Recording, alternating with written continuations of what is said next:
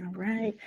Welcome back to the Filthy Richwood Story podcast. I'm Hannah, and I'm super excited to welcome Meaghan Wall, aka the Hot Girl CFO, to the podcast today. She is a fractional CFO and strategic bookkeeper who really has this hot girl energy that she brings to the online space, to the finance world.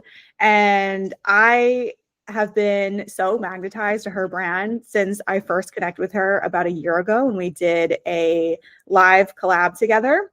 And I'm so excited to touch back in. It's been about a year. It's been about a year since you've shifted gears in your business and you've done all this new branding. So I'm super excited for this conversation and to have you here today.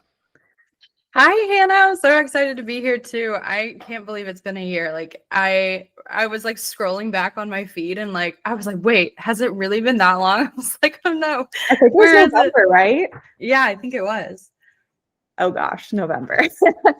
Anyways, so I really want to focus this episode on the intentionality behind your branding and the imagery that you use, the language that you use, because you have done a lot of work, in my opinion, to distance yourself from the traditional finance world and bookkeeping world. And you really, like, the way that your branding is positioned really makes people feel like earning money is hot and empowering. And I just want to talk, like, is this something that you sat down and intentionally planned out, or is it something that's just evolved through the time of you posting and growing in your business?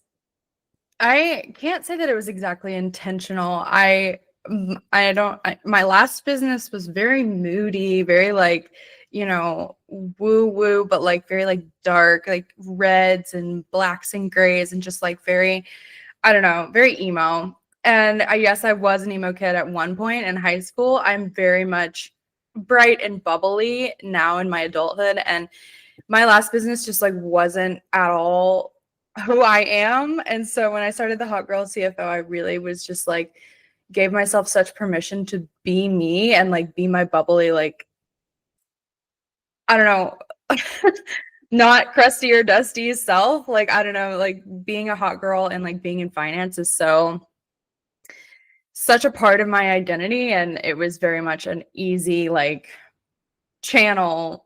Once the floodgates opened, and I was like, hell yeah, we're doing it, Yeah, I love that. I also love that you talked about the evolution from the old you to who you are now, or maybe this person was always within you, but you never really brought it to light. I feel like part of my own story and journey too, I was looking back on some of the first ever like content that I posted. I was like, oh my God, she's grown so much.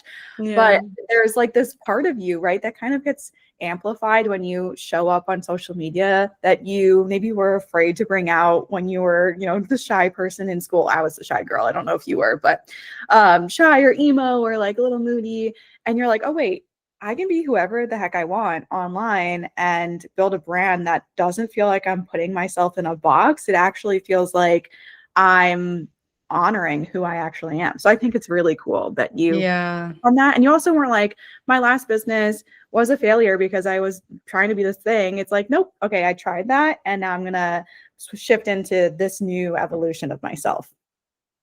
Was there any resistance or fear around niching into this brand so bold? And so it was like, you're so brave for saying some of the things you're saying, and you're going to ruffle some feathers. So was there any fear around this or doubts that you had?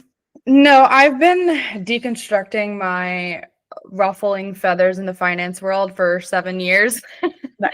Since I started my first business, and my family was like, you can't cuss and you can't, show your cleavage and you can't do this and you can't do that. And I would just have like bucked every single one of those stigmas or rules or whatever you want to call them and just been like, no, I am going to say fuck. I am going to, be a little sensual. I am going to, do what I want to do. And like finance doesn't mean that I have to play by some certain set of rules. Like I am, and I think that's really led to like a lot of the success in my business. I mean, I did hit 100K at the end of November, and that was huge for this year. I just, Yeah, I know that that is what is going to catapult me even further, is the willingness to ruffle the feathers. Yeah, definitely. I agree. I remember you did a post on Threads. This is going off script, but it was like you broke down each month of sales. And then there was this big, I think this is the reason why I was like, I gotta get Meaghan on the podcast because it was so inspiring. But it was like, I don't know, like low sales, low sales, low sales, a big jump. And I remember thinking, like, whoa, somebody could be in those months where they're not seeing as much momentum and have all these thoughts pop up of like, oh, it's not working for me. I'm too late, or no one cares about me. And it's in those moments where they can totally just be like, you know what? I'm quitting, or I'm pulling back, or I'm going to wait until January 1st to reinvigorate this, energy. Yeah.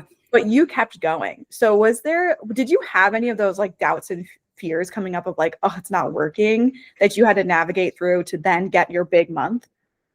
Yeah, so being in business for 7 years, kind of, and I did make a post about how I felt like my first business was kind of a failure, even though I don't really consider it to be a failure, but it never got the traction that I wanted it to, like the Hot Girl CFO did. But pretty much from minute one, even though like November of last year, December of last year, I barely made a few $100s in my business. I was getting the feedback from the like social media interaction and engagement and all of that, and people were all no. He almost just jumped on the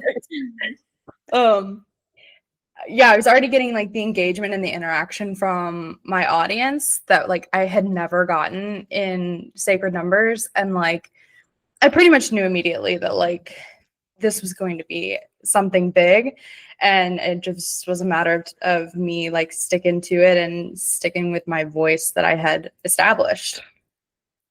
That's really cool. You mentioned talking about indicators and engagement and stuff that, a lot of people don't, they just look at the numbers, right? They look at the sales, they look at the people clicking their links. They don't actually look at the conversations that they're having online and like the connections they're making. And they might think that it's not working, right? So I love that you touched upon looking beyond just like the number of likes you were getting and the number of sales you're getting, the number of people joining your email list, whatever. And you really looked at those connections you're making, because that part is just as important as the people clicking your links, going through your funnels, whatever. And a lot of people, they're just like, well, those people are just being nice or whatever. You never know who could be a secret watcher and thinking about hiring you. Yeah, for sure. So you also had this diagnosis, and I'd love for you to dive into this and how learning about you having Parkinson's, how that affected how you showed up, your business, if that brought in any different shift in your energy, if like I need to do more now because I am able to, or if you felt like almost discouraged by it. Like, I would love just to hear your story of that. Yeah, so with my old business, and this is where I think the real shift is in my old business. I was very my tremors, my side effects, whatever you want to call them, like the symptoms of my disease or my condition, Parkinson's, was affecting my entire life. Like I couldn't, like there was so much that I couldn't do. I didn't have control of my body. A lot of my business was me trying to come home to myself and find myself through this identity of like, okay, I am a business owner, I am an entrepreneur, money is my jam, but like, what does that mean? And so it was very moody. It was a lot of like me trying to connect to my sensuality and my life force energy, just like all of that, just like trying to reclaim who I was and like feeling like I kept losing myself over and over again. So when I finally got on medicine that was working for me and my tremor stopped, it was like literally night and day. And that was at the beginning of 2024 when I started these new meds, and I was working with a couple other financial professionals at the time, not really working in my business at all. And so 2024 was a huge year for me to reclaim and relearn myself and like figure out what it is that I do like, and like what do I like to do with my body physically, activity wise, because I hadn't been able to do anything for so long. And so in September of 2024, when I started the Hot Girl CFO, I had 8 or 9 months of me being able to come back into myself and really embrace my personality again, which I think is what really came through the screen or through the internet, is the personality that I finally was able to like get back in touch with. And so throughout the next few months, yes, there were only a few $100 months until January, which was $1,600, and then February of 2025 I hit $6,800. It just was like Parkinson's was no longer a part of my identity, and like it was no longer like, it was like night and day. When I started taking my medicine, it was like everything that I was dealing with, down to like not being able to control my bladder, was better, and like completely 180. My whole life changed. So I think that really came through in my business for sure. That's incredible and inspiring to hear as well. Just the advocacy of having access to medicine, right? Like how much that could really change your life and your business and your passions and everything. There's so many people that don't have access to that. So I feel like that this is just a story of why we need more medicine access, but that's not what this podcast is about. I'm really glad you shared this episode. Like we can get on our tangent there, but do you feel like it changed your relationship with money at all, or was that something it more like, removed the veil that you were feeling and then you could be more confident and clear?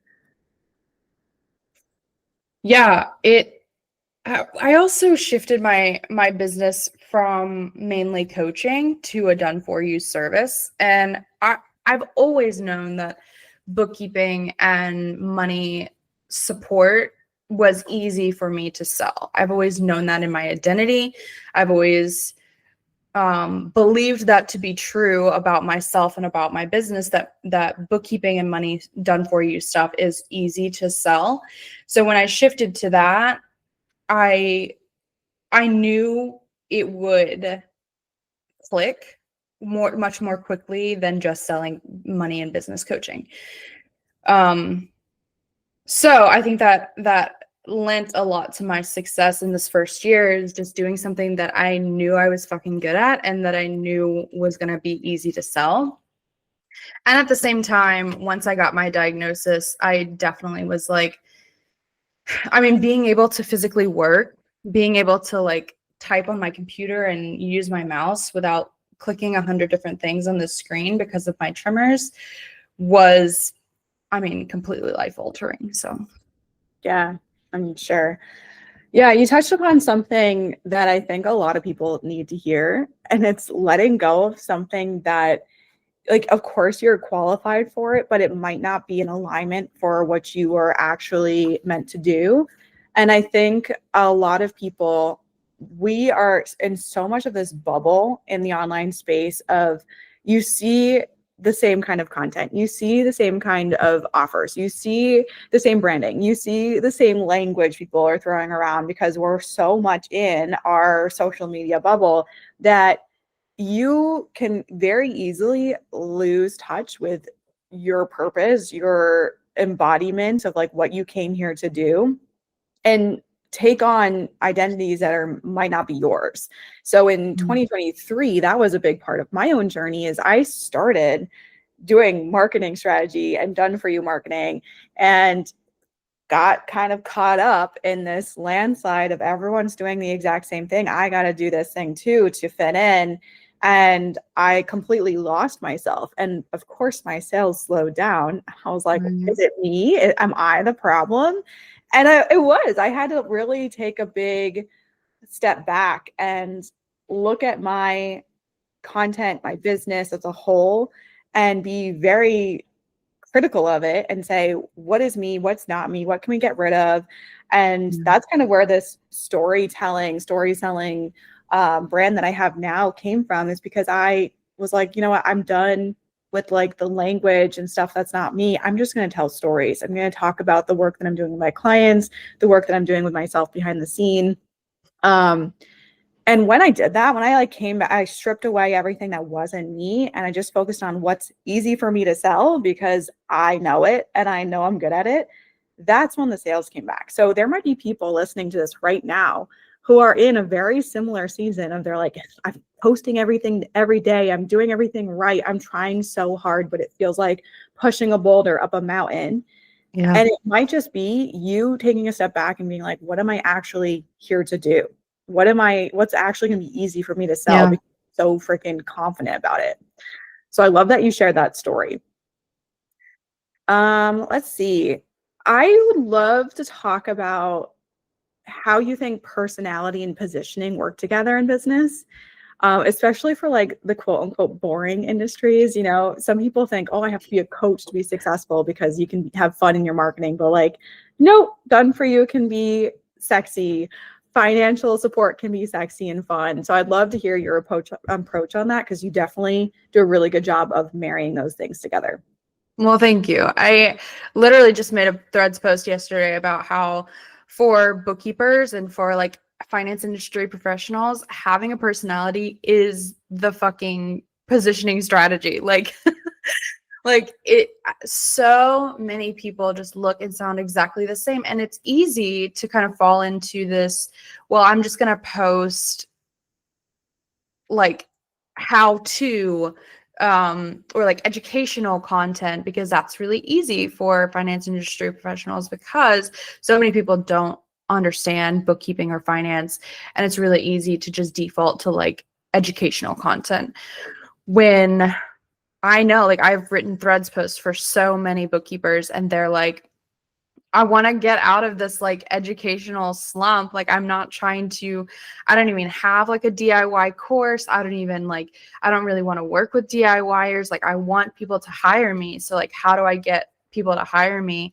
And the way that I write for those people is by basically swinging like big dick energy of like, what is it like to work with you? How amazing do you make your client like experience, and how can we leverage that as like, this is your differentiator, and kind of pull out your personal personality, because it is so unique to every person. I mean, everybody's got a personality. Even boring people have personalities. Like, I just don't believe that there's like you can bring out some sort of spark. Like, people like you. I know they do. Why do people like you? You know? Yeah, definitely. If you think about a job, right? You put up an application, the people that are applying to that job and getting selected to interview have all those qualifications. So like, that's the educational post. Everyone should already have that knowledge to be offering that Right. service. And then what makes the difference of you getting hired versus not hired? It's your personality. It's how you would fit in with the company. It's how you get along with the person giving the interview. It's what they like about you. It's what's different about you. The same thing goes for your content. Like, no, yeah, you know bookkeeping. Yeah, you know how to post on social media, whatever. Everyone can Google that, ask AI for that, you know, take a course on that, and then they know it. Not everyone is going to fit in with a company because of their like, people are actively looking for maybe someone bubbly and fun to join their bubbly and fun team, or they're looking for someone who's more serious and introverted, whatever. Every kind of person, whether you're like, there's no such thing as a boring personality, even the boring people have traits that make them special. Like, there literally is a spot for them. You just have to show us what that is. Yeah. And I talk about like, why would somebody hire you? It's not just your qualifications, it's your personality too. So I love that. Well, your qualifications are your bare minimum. Like, Yes. having a personality, and even if you're quote unquote boring or by the book or, you know, straight laced or whatever it may be, there's exactly what you said, like somebody is looking for that type of bookkeeper or that type of financial professional, speaking of finance specifically. But you know, some people think that I am like way too laissez-faire and like don't take things seriously enough, or like maybe they don't take me seriously because they don't feel like, or the way that I present myself makes me seem, you know, unreliable to certain people. But I know my people are out there. They're magnetized to me every single day and they tell me how amazing I am. So it's like, I know that I attract the people that I want to attract. Yeah, definitely. Besides not having personality in their branding and their content, what else do you think founders get wrong about building a brand that actually stands out? Yeah, outsourcing your voice to AI, which is something that I fell into so hard. Like I was like, ooh, this AI is going to change my life. It's going to be so easy to write content. And it just like took every single ounce of creativity and like self-confidence that I had out of my body. Like I felt like I was literally going to ChatGPT or whichever one you use, like to tell me what to do and what to post and where to go and, you know, how to run my business. But the minute that I was like, realized that I like remembered that I am an excellent writer and that I fucking love to write and I write poetry and stories and all of the things. And when I remembered that, I was like, oh, I used to actually really enjoy this. And so I need to like start telling AI what I want it. Like I'm leading the AI isn't leading me. It just, and I, you know, for better or worse, whenever I read a post that's like has one of those very stereotypical AI like indicators, or I can tell that it was written by AI, I just like immediately tune out. Like I'm not gonna, it doesn't make me want to read your post when I can tell it's written by AI. Yeah, I've been having this conversation so much. And I have a similar experience with it where I was like, oh, this is awesome. Let me try it out. And I was playing around with it. You know, I was very open-minded about it. But very, very quickly I was like, oh, wait, this doesn't sound like me. It's not even very good. It's bad. It's really bad. It's so bad. And I'm starting to use it now more of like as a sounding board, which I know probably also isn't great, but I basically will use it as like a reflection of, okay, where is this thought coming from, and like break down my thoughts, which prevents me from spiraling because I do tend to spiral sometimes. But anyways, yeah, I think that's a theme going into 2026. Like I know for one, I don't even like to scroll anymore because even for fun, because every single video, I'm like, that's AI, that's AI. Oh, it's exhausting. And it's really exhausting having to think, is this AI every single time you scroll through a post? And I truly believe I've been seeing it everywhere. I'm seeing it in the events that I'm doing. I'm about to launch a round table where people can just come and have conversations. I'm doing all these things because people want human connection. They really are craving that. So I completely agree. I think if you want to stand out, you need to start being yourself again and being unafraid to just let your weird self shine, which is I love Threads for. And I know like that's where I found you. That's where we've connected. And it's been so much fun. And you've been doing Threads ghostwriting for people. And I don't know if that's something you want to like dig into deeper, but can we talk about your experience with that and maybe just with Threads in general? Yeah. What a weird side quest. What a weird side quest. Because like my friend Chandler, the lethal lawyer, she was like, Meaghan, your threads are so good. Like, I would pay you to write threads for me. And I was like, haha, that's so funny. Like, whatever. And then she was like, no, seriously. And I kind of sat on it for a couple months, and a couple other people said it to me as well, which like, I don't know if you've heard me talk about my cravings index that I kind of created this concept of the cravings index where like I'm not giving anyone anything they aren't begging for. So I'm not like, whereas before I'm a manifesting generator. So I like have, 15 good ideas a day. And if I put every single one of them out, I would be exhausted. So I've really kind of leaned into this concept of only putting energy into whatever the audience or the universe is already asking me for. So I kind of keep this loose index for what people want from me. And people were wanting me to write threads posts for them. And so every single time I've launched this, or I've launched, new spots available for threads ghostwriting, I have sold out every single time for the past, I guess it's been 3 or 4 months now.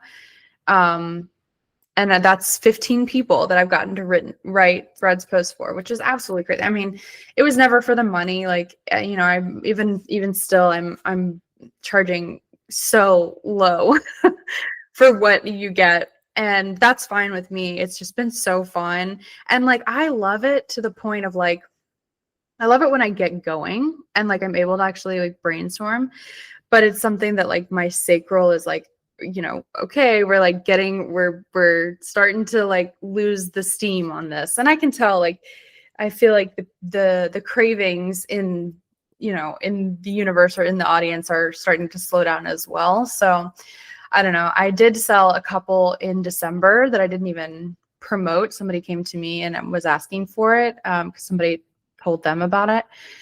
But yeah, it's just been so fucking fun, and I can't. I have no idea where it came from, but it's been really fun. Yeah, I remember you were like, I don't know, this is not going to be like a permanent thing in my business, but people have asked for it. So I think that's so fun. I'm a generator, so I also get the need to get feedback. Like I've worked with coaches in the past that are like, just go live every single day or once a week. And I'm like, okay, I'll do it because I'm a generator. So I'll muscle my way through it. I'm like going live and no one's showing up and no one's commenting. And I'm like, okay, like this isn't working. I need somebody to talk to me. Yeah. And they're like, just keep going and believe in yourself. I'm like, that is not how I work.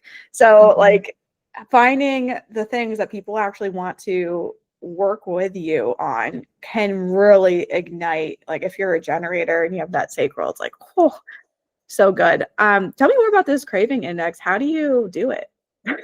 Yeah, so it really came from this point in my business where I was like basically just throwing every idea out that I ever had and was like, ooh, what if I do this? And what if I launch this program? And what if I do this? And like, that would be a good idea. I see the need for this, and then nobody would bite and I'd just move on to the next thing. Like you said, like I need like interaction, that engagement. And I wasn't getting any of that for a lot of my offers. So I just decided, like, unless they're literally begging me for it, unless they're literally like frothing at the mouth, like on their knees for whatever it is that they want, I'm not going to put my time and energy and effort into creating it. And there are some things where I'm like for instance, the mastermind that I'm building for early 2026, nobody had asked me for that beforehand, but I felt so deeply in my identity and in my soul that it was a legacy piece for me to build, and that it was something that I was meant to build. I started building it way before I ever had any cravings like lodged in the cravings index.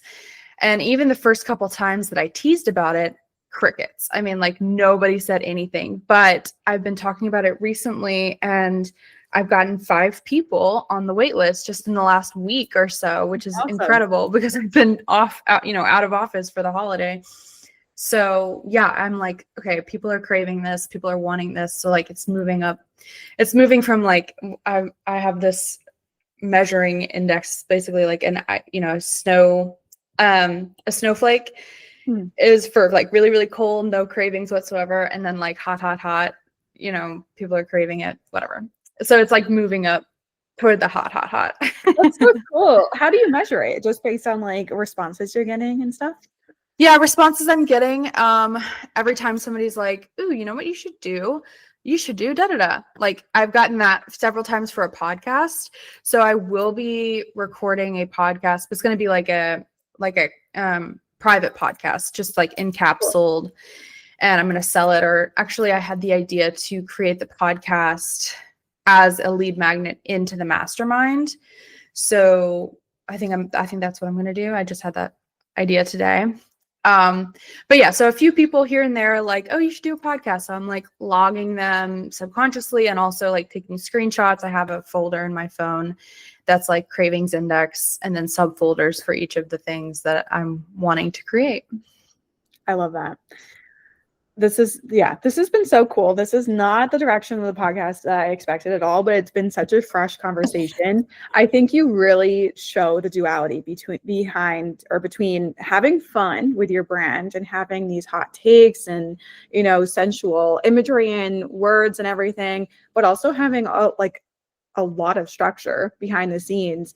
You're not just willy-nilly putting ideas out there and then being like, well, it didn't work, I'm going to do something different. You're really putting thought into things and taking the time to feel them out. Like if you get crickets the first time, you post it again and see if that's actually true or not. And right. I love that, the duality between the two, because I think sometimes people think you can either be like the feminine, like I'm just going to go with the flow energy, or you're very boxed in. You're like, I'm a CEO. I have my blazer. I plan everything behind the scenes. And I definitely think like you need both of those to be successful in line. Yeah. Well, I mean, from the beginning, this is one thing that I definitely did purposefully integrate into the Hot Girl CFO was I'm not just a blazer, I'm a corset and a blazer. So it's very much like the duality, the sexy and professional, the high end but fun, the like relatable and also like leveled up version of your business. So cool. Is there any myths about money or entrepreneurship or anything that just piss you off? Yeah, I'm sure there's a lot.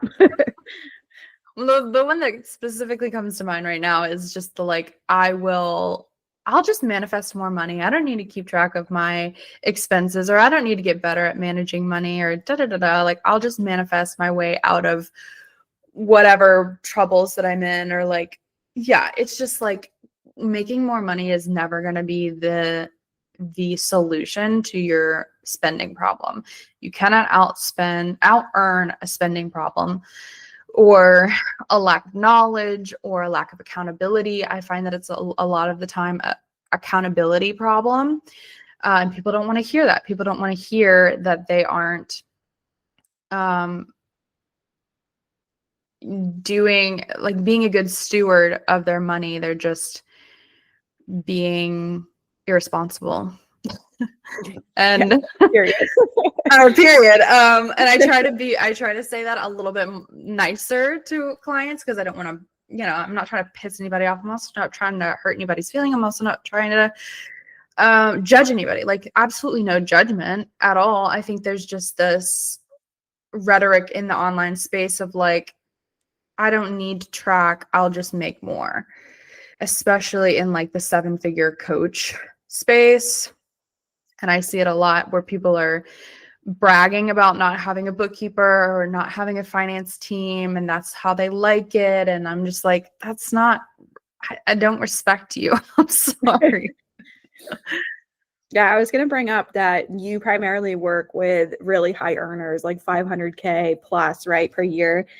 What do you see? Like, I guess I know the answer to this already, but the problems they're having are things that you can totally start putting in place before you're at that benchmark. And what are like the biggest problems besides not like completely tracking their money? But I guess my question is, what can people do now before they get to that benchmark where they're set up for success?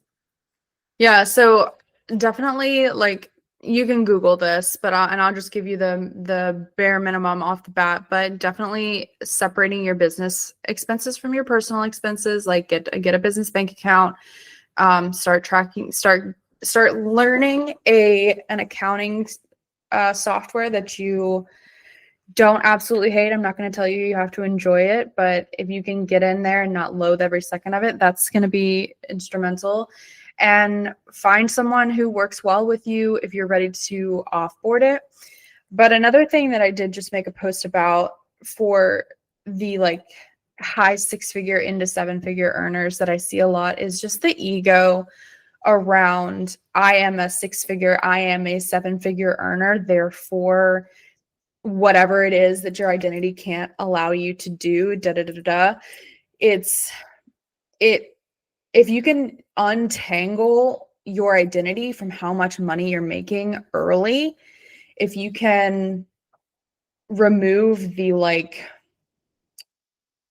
I will be valued and valid at this revenue level from your identity, it's going to be so much easier for you to take accountability, to take responsibility for your money spending habits and for like the actual reality of your business when it becomes a problem or when it becomes something that you'd like to improve on. Like I see people come to me and they're like, they hire me specifically because they want to feel like a hot girl CEO. And as much as I do want to empower them and tell them they're doing amazing, like you're doing amazing, sweetie, like good job, I sometimes have to like be a little bit of a financial dom and be like, you are the problem here. And like, but we can fix it, you know, like let's take a step back from your ego and like being the 7-figure coach or whatever it is. And realize that you got your business here. Like you are the CEO and the state of your business is your responsibility. That's such a good place to wrap things up on. I think it's the ego is definitely affecting all aspects of their business. Marketing too. You see so many people that are like, well, I'm a 6-figure business owner, 7-figure business owner. I don't need any like marketing support or messaging or anything. That's going to sell itself. Or people that are like, I've been in the industry for 10 years. Okay, cool. But what are you actually going to do to get people results, right? It's all that ethical marketing, and it's showing up in finances as well. I'm sure it's fine. It's showing up in every little aspect of like design and bookkeeping and everything. So check your ego, I guess, is the moral of that. And remember who you are, right? Like why you're doing things, what your purpose is, what impact you want to have, what legacy you want to leave. So with that, I would love to hear, you talked about briefly about your mastermind, but what's next for your brand? Is there any like really big things you're bringing out besides the mastermind, or maybe the mastermind's part of that we should keep an eye on? Merch is coming. Yeah. Right now, the merch that I have is just for clients only. So if you sign on as a bookkeeping client or CFO client, you get a gorgeous box of goodies. But I am working with the designer right now, and we will have merch designs for sale very soon. So excited. That's super cool. Yeah, I don't think a lot of people think that you can do that, but it's a really good way to build brand awareness. And I love that you're leaning into that. So cool. Yeah. Well, Meaghan, this was really refreshing, the conversation we had. Thanks for being honest and bringing in your heart, your energy. I feel like anyone who's listening to this, however much money they're making, can get something out of it. So I hope everyone who's listening will go and connect with Meaghan. I'll drop her Threads, Instagram. Where do you want people to find you? Threads and Instagram is where I play. Okay. And then my website is just thehotgirlcfo.com. Perfect. So definitely go follow up with her, check on her mastermind, go ask about Threads ghostwriting. Maybe don't. Maybe that's a dream. I don't know if the cravings kick back up again, like maybe I'll start it again. It's all about the reaction from the audience. Manifesting generator. I gotta have it. Yeah, well, anyways, you should go definitely follow her on Threads because I get something out of it every single day. And I love reading your threads. I love following you. I love following your evolution. So thank you so much for being here, Meaghan. And this was a great episode. Thanks for having me, Hannah. Yeah, no problem. Why can't I end this recording? Here we go.